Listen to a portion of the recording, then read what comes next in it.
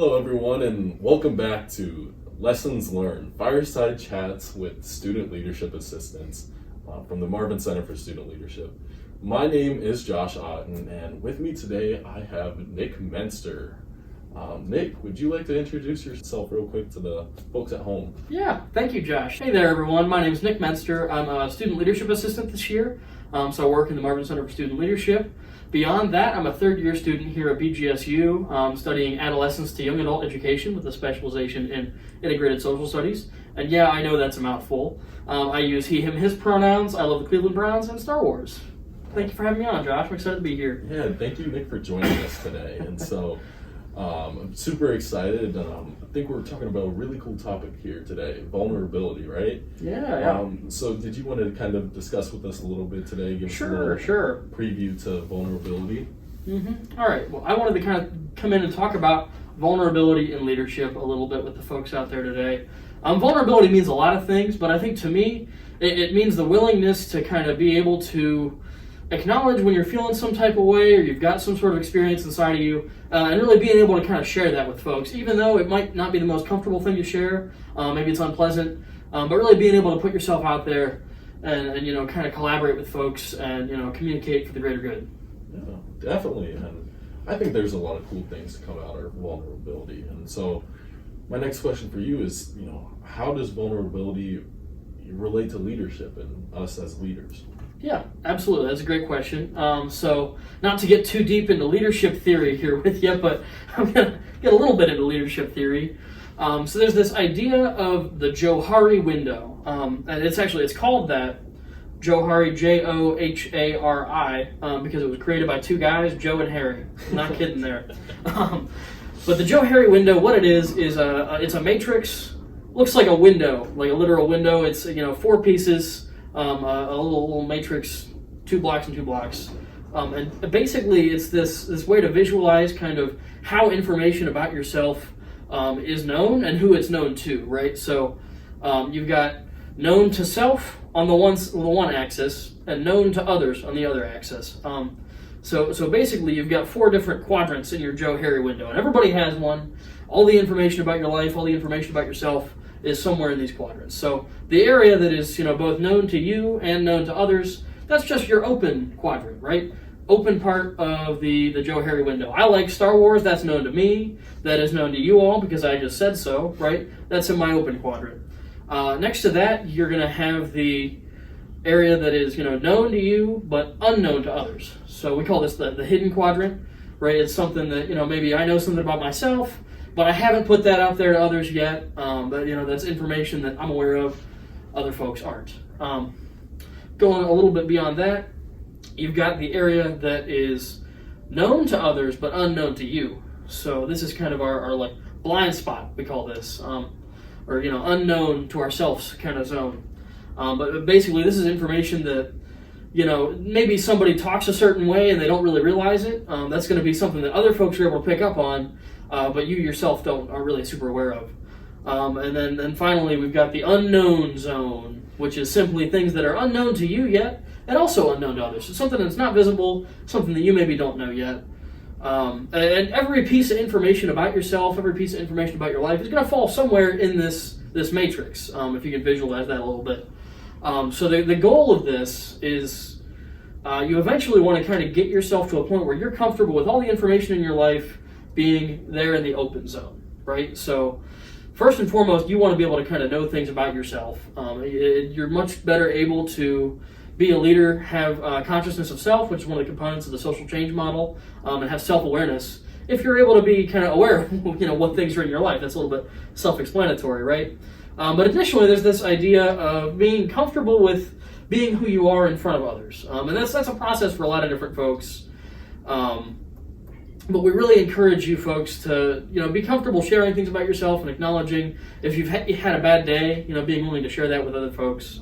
So that's sort of the leadership theory side. The Joe Harry window, you want to get more information about yourself from those unknown zones out to the known zone, the open zone.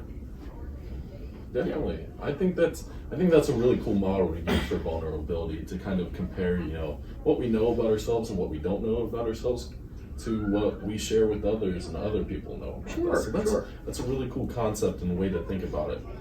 So I guess kind of building on top of that, why is vulnerability so important to leadership, and how might an individual be better off by being aware about vulnerability? Yeah, that's an excellent question. I appreciate you for giving me the chance to talk a little bit about that. So I think that there are a number of things in society today that we want to pigeonhole people into boxes. We want people to present a certain way. We want to present ourselves a certain way to society. I think that especially for all of our folks, no matter how you identify based on gender, but particularly for those of you who identify as male, I think that there's this idea that we kind of have to present like a certain bravado. You have to, be who you are, be manly, be tough. And I think that it's okay if you, feel like you've had a bad day, or if you're going through some kind of mental health crisis, to let other folks know about that. I think that like being a leader is being able to make those tough decisions and be like, I need to share something with someone, I need help. Being a leader is not about being the president of everything. It's not about being on top. It's about being really a good collaborator, someone who's intuitive, someone who knows kind of what they want to do, what they want to accomplish, and take steps to accomplish those things. And a part of that is, being able to ask for help.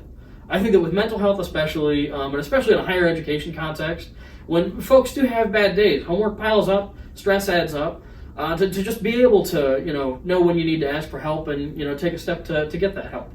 So I think that makes you a better leader. And beyond higher education, wherever you go in life, I think that being able to try to tap into that area that you maybe don't know about yourself, and then bring that over into the open zone is a gift to have.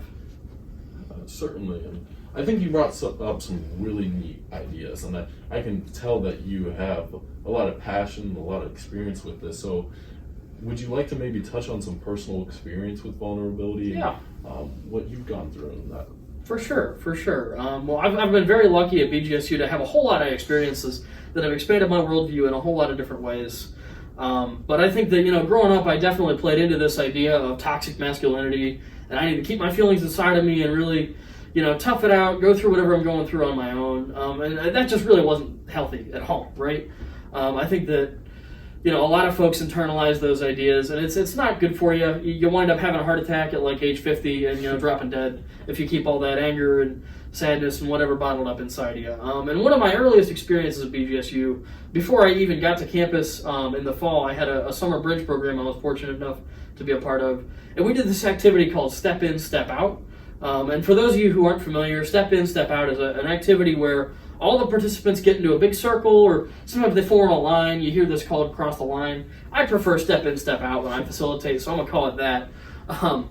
But basically, you have all your participants in a circle, and there's someone who has a list of, identities or experiences. So it might be, if you identify as male, if you identify as enjoying cookies, all the way up to, deep things like, have you ever lost a loved one? Have you experienced trauma? Things like that.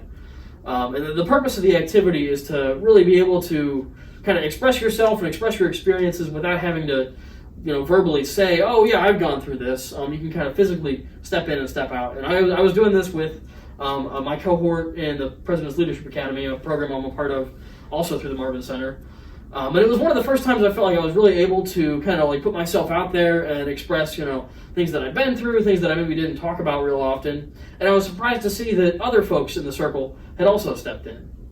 And that was just really powerful for me, someone who had always been taught, you don't want to cry in public, you don't want to, tell people how you're feeling, you don't want to tell people what you've gone through, just kind of keep things positive. It was really powerful to see that folks were willing to kind of share those things, and that was really inspiring to me. And since then, I've tried to, be more in touch with, kind of the Joe Harry window in its entirety, and really trying to be authentic and bringing, different things that I learned about myself, or that other folks already knew about me, into that open zone. And I hope that you all can kind of do the same.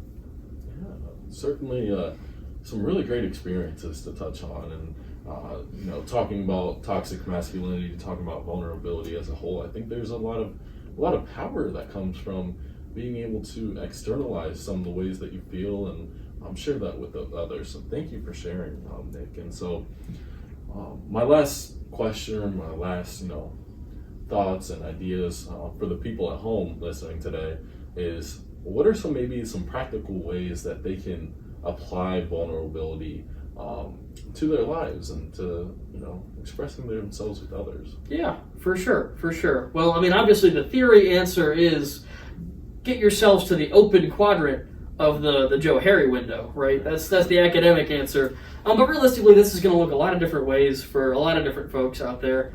But I encourage all of you who are watching to just, do a little thing to go out of your comfort zone and try to share something about yourself with somebody you wouldn't ordinarily share. I think that it can bring you closer to that person, but it can also bring you closer to yourself and help you, practice a little bit more self-love. I encourage you all to practice a little bit of self-care. If you're struggling mentally, I think it's real common that folks are struggling mentally. You really aren't alone.